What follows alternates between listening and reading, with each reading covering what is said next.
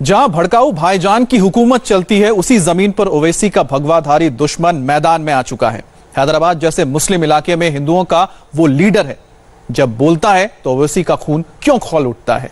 निजाम की जमीन पर उस कट्टर हिंदुवादी विधायक की मूर्ति के लिए जंग कैसे ओवैसी बंधुओं को ललकार रही है, उसकी टक्कर से कैसे भड़काऊ ब्रदर्स चक्कर खा रहे हैं, इसकी पूरी कहानी हैरान करने वाली है। अयोध्या तो अभी एक झांकी है, अभी काशी मथुरा अभी बाकी है। जब तक हम जिंदा हैं दुनिया जिंदा है, दुनिया आबाद है। मुसलमानों को मोदी से डर नहीं है, लेकिन तुम्हारी इन बातों से डर है। वजीर आजम है तो वो भी नहीं मैं चौकीदार। किसके चौकीदार? काहे के चौकीदार? क्यों बन रहे चौकीदार? मैं नहीं लगाता नारा, क्या करते आप? मेरे गले में छुरी भी लग देंगे तो नहीं बोलूंगा मैं। अगर वंदे मातरम तुम नहीं गाओगे तो तुम्हें इस भारत देश में रहने का अधिकार नहीं होगा। आने वाले समय में तुम देखोगे, घुटने टेक कर कहोगे कि मैं वंदे मातरम गाऊंगा। कैसे आदमी के भक्त हो तुम? कैसे कोड देते हो? कभी चाय वाला बन जाता है, कभी फकीर बन जाता है, कभी नालों में से गैस निकालता है। अगर किसी को डाउट है कि हम पाकिस्तान में सुरक्षित है और भारत देश में रहकर हम वंदे मातरम नहीं कहेंगे, उनके लिए मेरे पास अच्छा सा पैकेज है। जिनको चाहिए वो आकर हमसे मिले। सर पे चौकीदारी की टोपी और गले में सीटी मैं पहनाऊंगा। अगर तुम इतिहास को अगर छेड़ोगे तो हम तुम्हारा इतिहास खोल के रख देंगे।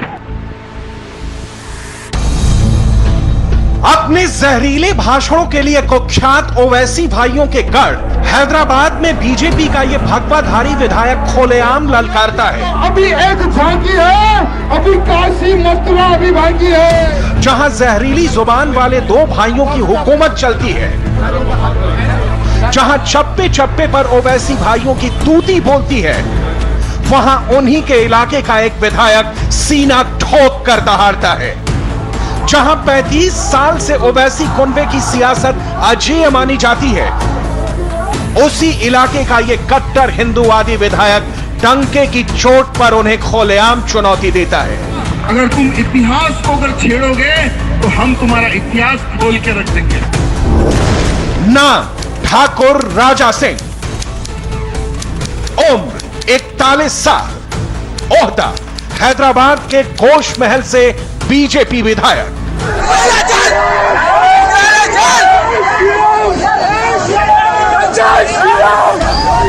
भड़काऊ बंधुओं की सियासी जमीन पर जय श्री राम के नारे गूंज रहे हैं।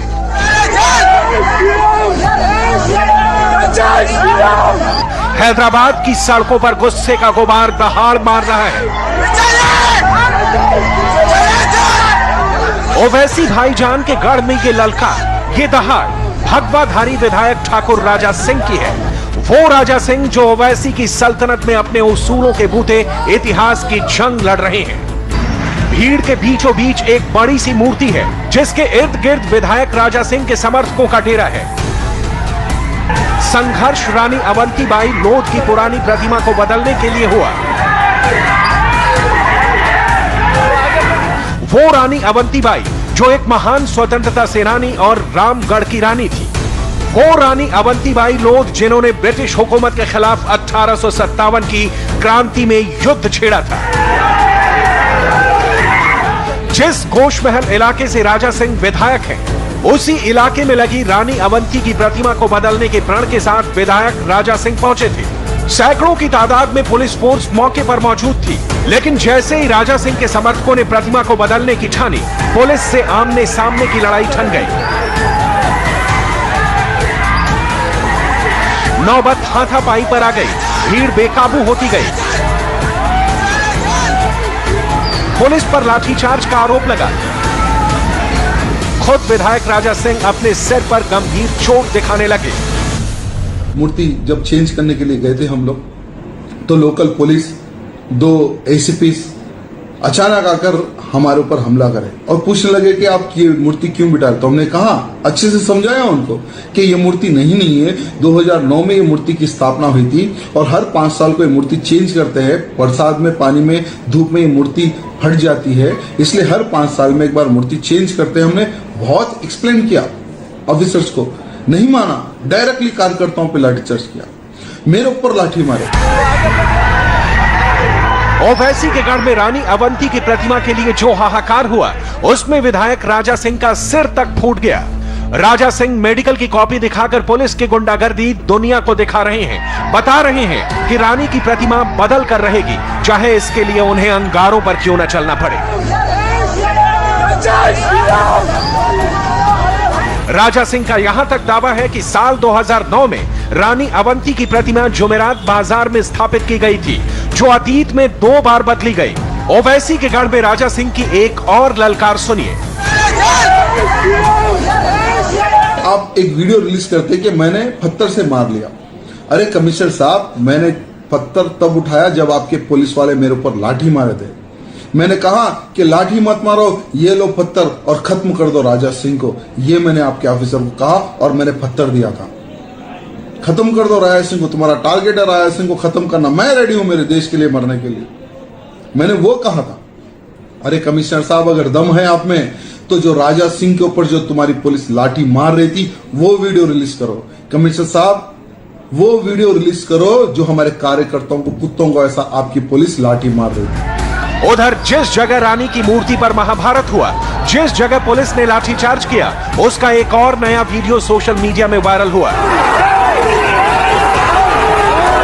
राजा सिंह ने पुलिस के हमले में खुद का सिर फटने का दावा किया, लेकिन इस वीडियो का रहस्य और भी पेचीदा है।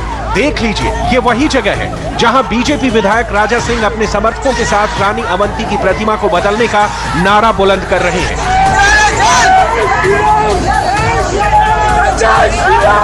मूर्ति के ठीक नीचे एक शख्स अपने हाथ में पत्थर लेकर उसे अपने सिर पर बरसा रहा है।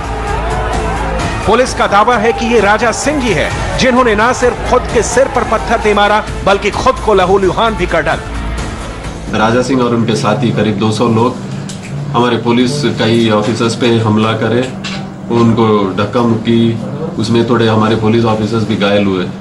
लेकिन अफसोस की बात है कि सवेरे राजा सिंह मिले, पुलिस वाले खुद उनको हमला करे और उनके सर पे घायल हुआ करके बोले, वो बिल्कुल झूठ है।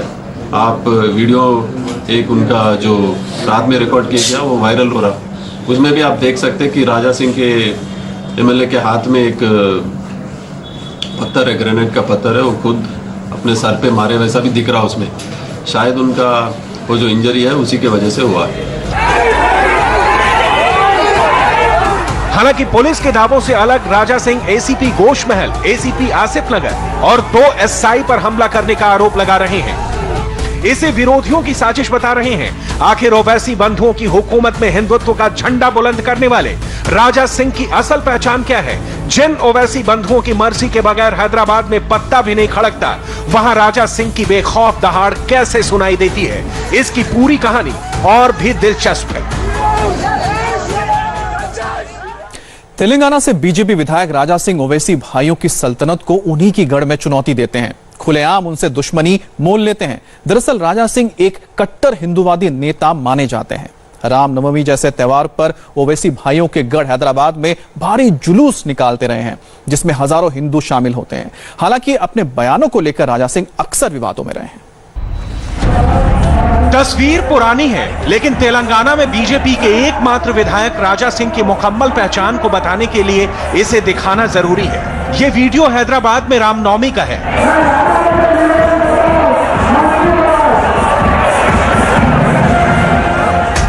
हजारों हिंदुओं की भीड़ रामनवमी की शोभा यात्रा में शामिल है। गाड़ियों का काफिला चल रहा है, पूरी सड़क पर भगवा झंडे लहरा रहे हैं। बैंड बाजे के साथ श्री राम की ये शोभा यात्रा ओवैसी के गढ़ हैदराबाद में निकल रही है। इस यात्रा के पीछे बीजेपी विधायक राजा सिंह की ही सोच और तैयारी थी। अयोध्या तो अभी एक झांकी है, अभी काशी मथुरा अभी बाकी है। अरे मोदी जी के माध्यम से, अरे मोदी जी ही अयोध्या में भव्य राम मंदिर बनाएंगे मेरे भाइयों। अरे पहले बाबर यानी एक आया था औरंगजेब, फिर बाबर आया, बाबर कहीं पर यहाँ विदेशी था वो बाबर। अरे मुल्ला मुलायम की सरकार थी अयोध्या में, अब उनके बाप योगी की सरकार है। अरे पूरे भारत में राम राज्य की स्थापना होगी। तेलंगाना में बीजेपी के फायर ब्रांड नेता बन चुके राजा सिंह की सियासत की धुरी हिंदुत्व और राष्ट्रवाद है, वो भी उस जगह पर जहां चारों तरफ से ओवैसी भाइयों का दबदबा है। इस धुरी पर वो हैदराबाद का नाम बदलने से लेकर यहां की मजहबी सियासत का नक्शा बदलने की दहाड़ लगाते रहे हैं राजा सिंह। 2019 में जब लोकसभा चुनाव के नतीजे आए तो ओवैसी ने अपने हैदराबाद के किले को मोदी लहर में भी बचा तो लिया, लेकिन ओवैसी भाइयों को ललकारने वाले बीजेपी विधायक राजा सिंह ने हैदराबाद सीट को लेकर एक भविष्यवाणी भी कर दी। आने वाले समय में ये तो 2019 का तो चुनाव ओवैसी ने देख लिया है, और आने वाला 2024 का जो चुनाव होगा, यही हैदराबाद पार्लियामेंट सीट के ऊपर बीजेपी का झंडा लहराएगा और बीजेपी जीतेगी, ये भी ओवैसी साहब देखेंगे। राजा सिंह की इस सियासी चेतावनी को ओवैसी भले ही संसद में जय श्री राम के नारों की तरह गंभीरता से ना ले, लेकिन हैदराबाद जैसे मुस्लिम बहुल सुरक्षित गढ़ में एक कट्टर हिंदूवादी विधायक की बढ़ती सियासी ताकत से ओवैसी भाइयों की भी नींद हराम हो चुकी है। अगर तुम इतिहास को अगर छेड़ोगे तो हम तुम्हारा इतिहास खोल के रख देंगे। हम तुम्हारा इतिहास खोल के रख देंगे कि तुम्हारा इतिहास क्या है। मैं कुछ शब्दों में बताना चाहूंगा। कहां से आए हो क्या तुमको याद है? अरे कहां से आए हो क्या तुमको याद है? अरे हम हिंदुओं की तो साल तुम औलाद हो। यही वजह है कि जैसे जैसे कश्मीर से लेकर कन्याकुमारी तक केसरिया सत्ता का विस्तार हो रहा है, ओवैसी भाइयों की चिढ़ और बौखलाहट भी उसी रफ्तार से बढ़ रही है। मैं नहीं लगाता नारा, क्या करते आप? मेरे गले पे छुरी भी रख देंगे तो नहीं बोलूंगा मैं, क्योंकि हिंदुस्तान के कॉन्स्टिट्यूशन में कहीं पर भी लिखा हुआ नहीं है भारत माता की जय बोला। हम 25 कौड़ है ना, तुम 100 कौड़ है ना, ठीक है, तुम तो हमारे से इतने ज्यादा है। 15 मिनट के लिए पुलिस को हटा लो, बता लेंगे किसमें हिम्मत है, कौन ताकत है। 15 मिनट हटा लो। दरअसल जिस हैदराबाद को ओवैसी बंधुओं का सबसे बड़ा सियासी मरकज माना जाता है, वहां बीजेपी के कट्टर हिंदूवादी विधायक राजा सिंह की सियासी ताकत और लोकप्रियता के बढ़ने की वजह भी ओवैसी कुनबे की जहरीली राजनीति है। मैं फिर से तुमसे कह रहा हूं कि जब तक हम जिंदा हैं, दुनिया जिंदा है, दुनिया आबाद है। हम नहीं तो दुनिया नहीं। ये गुंडों को खत्म करो, ये कहां के भी गुंडे होंगे, खत्म करो इनको, मुंडी कुचलो इन लोगों की। हैदराबाद में ओवैसी भाइयों की सियासी वर्चस्व को चुनौती देने के लिए बीजेपी का यह विधायक उनसे खुली दुश्मनी मोल लेता रहा। कभी गोरक्षा का नारा बुलंद करता रहा तो कभी अयोध्या में राम मंदिर का संकल्प लेता रहा। ये सेकुलरिज्म ही है मेरे भाइयों, जो आज हमारे भारत देश को खोखला करते जा रहा है। भाई तुम राजनीति करो, कितना करता है करो, वोट लो, राज करो, एमपी बनो, एमएलए बनो, मिनिस्टर बनो, लेकिन जब हिंदुत्व की अगर बात आए तो अपना सेकुलरिज्म का चोला फेंक कर काशा ध्वज पकड़ना, ये तुम सीख लो।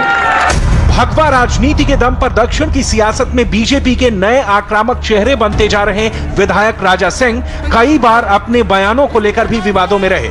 कभी वो सभी हिंदुओं के लिए हथियार रखने की सलाह देते हैं तो कभी बांग्लादेशी घुसपैठियों को जबरदस्ती निकालने के लिए गोली मार देने की बात करने लगते हैं। राजा सिंह की सबसे बड़ी पहचान है कि वो तेलंगाना में एकमात्र भगवा चेहरा है। हैदराबाद लोकसभा सीट जहां ओवैसी की पार्टी का पिछले 35 साल से दबदबा है, वहां की 7 विधानसभा सीटों में से 6 पर ओवैसी की party all India Majlise Ittehadul Muslimeen यानी AIMIM का कब्जा है, जबकि ओवैसी के गढ़ हैदराबाद की एक विधानसभा सीट गोश महल पर राजा सिंह ने 2014 से ही भगवा ध्वज फहरा रखा है। 2014 में राजा सिंह गोश महल विधानसभा सीट पर 58% वोट से जीते थे। 2018 के विधानसभा चुनाव में राजा सिंह इसी सीट पर 45% वोट लेकर जीते थे। राजा सिंह जिस गोश महल इलाके से विधायक हैं, वहां ओवैसी की पार्टी कभी नहीं जीती। हालांकि गोश महल गैर मुस्लिम बहुल सीट है, हिंदुओं की आबादी यहां ज्यादा है, लेकिन ओवैसी की संसदीय सीट हैदराबाद का हिस्सा होने की वजह से इसका महत्व इसलिए भी बढ़ जाता है क्योंकि पिछले कुछ सालों से ओवैसी की सत्ता को गोश महल की गलियों से खुली चुनौती मिल रही है, जहां हिंदुत्व की हुंकार है और बीजेपी विधायक राजा सिंह की खुली ललकार है। वंदे मातरम तुम्हें गाना ही होगा। अगर वंदे मातरम तुम नहीं गाओगे तो तुम्हें इस भारत देश में रहने का अधिकार नहीं होगा। आने वाले समय में तुम देखोगे हम तलवार रखने की जरूरत नहीं है गर्दन में, तुम भी कुछ सर झुकाकर घुटने टेक कर कहोगे कि मैं वंदे मातरम गाऊंगा। राजा सिंह पर कई मामले भी दर्ज हैं, लेकिन वो इसकी परवाह न करके अपने कट्टर हिंदू राजनीति की तोप का मुंह ओवैसी भाइयों की तरफ किए हुए हैं। हिंदुत्व और राष्ट्रवाद के परचम को बुलंद करने के अभियान में उनका एक सबसे बड़ा टारगेट है हैदराबाद के सियासी गढ़ को ओवैसी खानदान से मुक्ति दिलाना और उस पर भगवा फहराना। और अब बात करते हैं बिहार की, जहां पटना से आरा तक एनआईए की रेड पड़ने से हड़कंप मच गया है। एनआईए ने कल एलजेपी नेता और पूर्व विधायक सुनील पांडे के रिश्तेदारों के अलग अलग ठिकानों पर छापेमारी की। सुनील पांडे के भाई हुलास पांडे के ठिकानों पर सुबह से शाम तक कई घंटे तक सर्च ऑपरेशन चलाया गया। खबर है कि इस छापेमारी के तार AK-47 से जुड़े हो सकते हैं। पटना में छापा,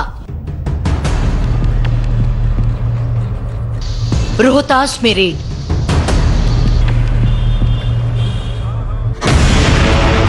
बक्सर में छापेमारी, आरा में रेड।